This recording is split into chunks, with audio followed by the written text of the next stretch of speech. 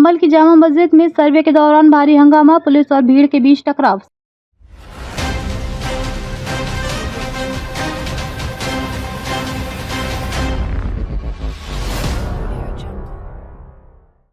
संभल उत्तर प्रदेश। संभल जिले के ऐतिहासिक जामा मस्जिद में शुक्रवार को उस समय भारी हंगामा हुआ जब यहां मस्जिद के सर्वे के लिए प्रशासनिक अधिकारियों का एक दल पहुंचा। इस सर्वे में एडवोकेट कमिश्नर, जिलाधिकारी, डीएम और पुलिस अधीक्षक एसपी भी शामिल थे। अधिकारियों के साथ सर्वे करने के लिए जैसे ही वे मस्जिद में पहुंचे, वहां मौजूद भीड़ ने विरोध प्रदर्शन शुरू कर दिया। विरोध प्रदर्शन देखते हिंसा में बदल गया और दोनों पक्षों के बीच संघर्ष हुआ। पुलिस पर पथराव और हवाई फायरिंग। मस्जिद के सर्वे के दौरान जैसे ही प्रशासनिक टीम ने कार्य शुरू किया, वहां पैलेस में मौजूद मुस्लिम समुदाय के कुछ लोग और धार्मिक नेता इसका विरोध करने लगे। स्थिति धीरे धीरे हिंसक हो गई जब भीड़ ने पुलिस पर पथराव करना शुरू कर दिया। पुलिस ने भीड़ को काबू करने के लिए हवाई फायरिंग की, जिसके बाद स्थिति और भी तनावपूर्ण हो गई।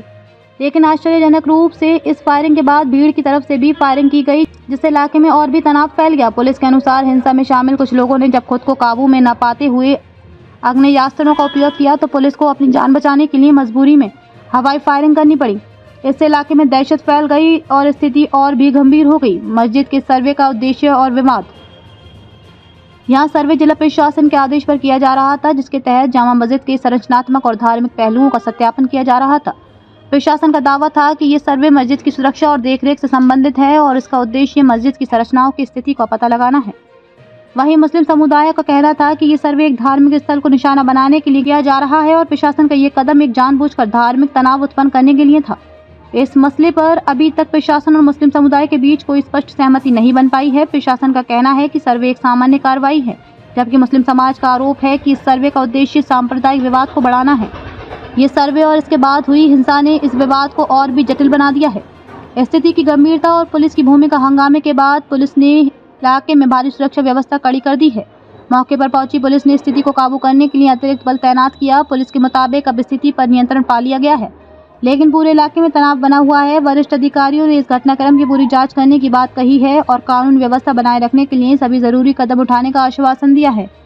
वहीं इस हिंसा के बाद जिला प्रशासन और पुलिस की भूमिका पर सवाल उठने लगे हैं। विपक्षी दलों ने पुलिस और प्रशासन के खिलाफ कड़ी प्रतिक्रिया व्यक्त की है। उनका आरोप है कि प्रशासन ने इस मामले में लापरवाही बरती और उचित योजना के बिना ही सर्वे कराने की कोशिश की, जिसमें विवाद पैदा हुआ। भविष्य में क्या होगा? मस्जिद के सर्वे के दौरान हुई हिंसा के बाद ये सवाल उठता है कि क्या प्रशासन इस मामले का समाधान शांति और आपसी समझदारी से कर पाएगा? क्या स्थानीय मुस्लिम समुदाय और प्रशासन के बीच एक सहमति बन पाएगी?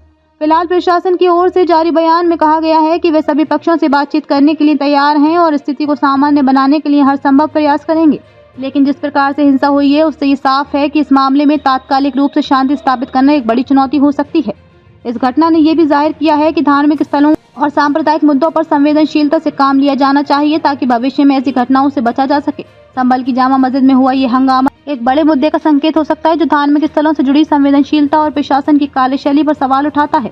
इस घटना ने न केवल उत्तर प्रदेश बल्कि पूरे देश में कानून व्यवस्था और धार्मिक विवादों को लेकर चिंता पैदा कर दी है। हालांकि अब प्रशासन और मुस्लिम समुदाय दोनों के लिए ये जरूरी होगा कि वे मिलकर शांति बनाए रखने के प्रयास करें और इस मुद्दे का समाधान आपसी बातचीत और समझदारी से निकालें।